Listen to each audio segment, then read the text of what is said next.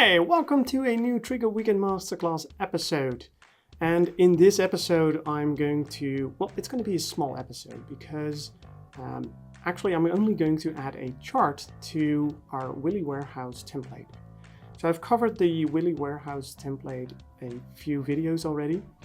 And in the previous one, I added how you can check your inventory throughout a period of time.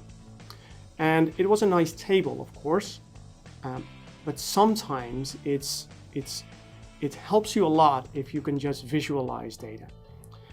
So in this case, I only added a graph to the application which shows you the amounts within your inventory. So very simple, but it can help your employees a lot by adding these small things. Sometimes people just only want to add real big processes and big pieces of logic and big pieces of functionality, but sometimes just a single page adding a graph will help them in so many ways and save them time in such a great way. So that's what I've created over here. So we have the items over here. We have the milk, rice, and tomato, just like last time. And when I click on check inventory for the near future, in the previous video, I just showed a table. And now when I click it, you're also going to see a graph. So this is the milk, and as you can see, it increases over time fairly nice. So you know you have enough milk in stock throughout the period of time. However, if I would look at the fruits and vegetables, the tomatoes, and I would check inventory for the near future, what you see is that you have a very large drop off in the amount of tomatoes in your inventory. So you can see, it's fairly stable at the beginning, is around 200. It increases to 1640 apparently, and then you've got a drop off to -40. So if I would see a graph like this as a manager, I would be like, okay, there's apparently, a big order expected around the 11th.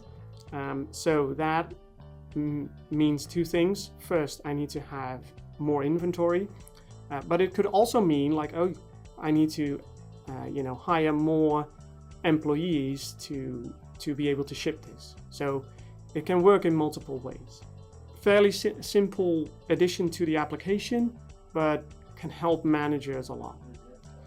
So if we go to the designer, it's also fairly simple. We go to the items and to the overview with all the availability. And what I did is I divided the screen into two parts, 50% on the left side and 50% on the right side. And the only thing that I did was calculate inventory after shipments. I only want to see the inventory end because that's my only concern right now.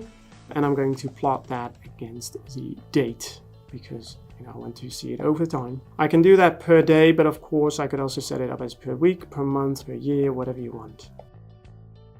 And I would like to see the sum of the inventory end as single series. You could also add multiple series, by the way. So you could also state like, okay, I would like to see in the same graph also a chart for the inventory start, so you can see the differences. Whatever you want. In this case, I'm going to show it as single series. And then you've got the chart or the graph set up, and that's it. We were rolling. We're done now. Thanks for watching. Like the video, subscribe to the channel, and we'll see you next week.